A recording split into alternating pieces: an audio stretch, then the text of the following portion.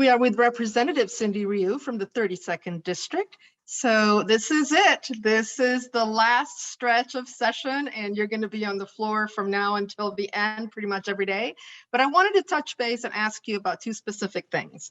One of them is 5534. Now, this bill didn't make it, but what was inside actually did. So tell me how this happened.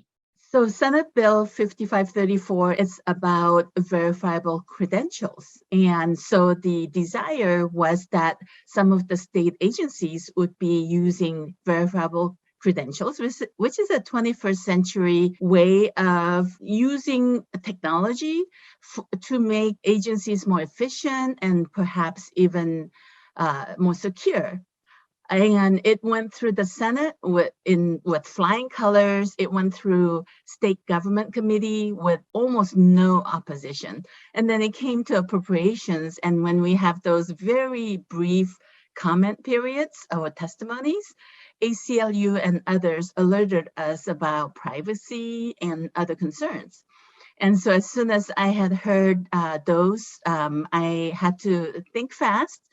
And so what I was able to do was come up with a solution that seemed to calm a lot of worries people had, including ACLU, about privacy, about increasing the number of people at the table as we discussed the new technologies for not only agencies' use, but for the greater, good of the Washingtonians. So I'm hoping that Senate Bill 5544, we will address much of the privacy concerns, as well as communities of color that have either been left out or been targeted with new technologies. So I am looking forward to a great solution for a late-breaking concern. And then the other question I had for you was on 1165. This is about credit unions. Where is that bill? Yes, House Bill 1165 is a bill that I introduced last year, and it was chugging along, had lots of support.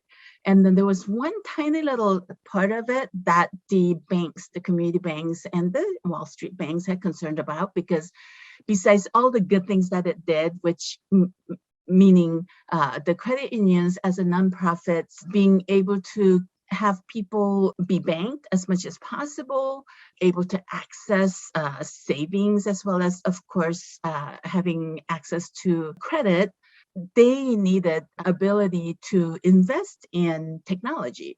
And because banks had a other problem with credit unions being nonprofit and not having to pay federal taxes, they opposed their ability to invest in technologies. And so it was really keeping technologies that would have made it much more efficient for credit unions to provide services to their own clients.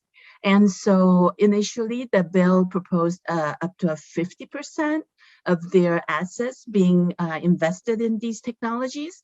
So throughout this interim, we negotiated it down to 5% of the assets in these new technologies that will make their operations much more efficient, but also be able to reach especially young people who are much more technology oriented than walking into a credit union.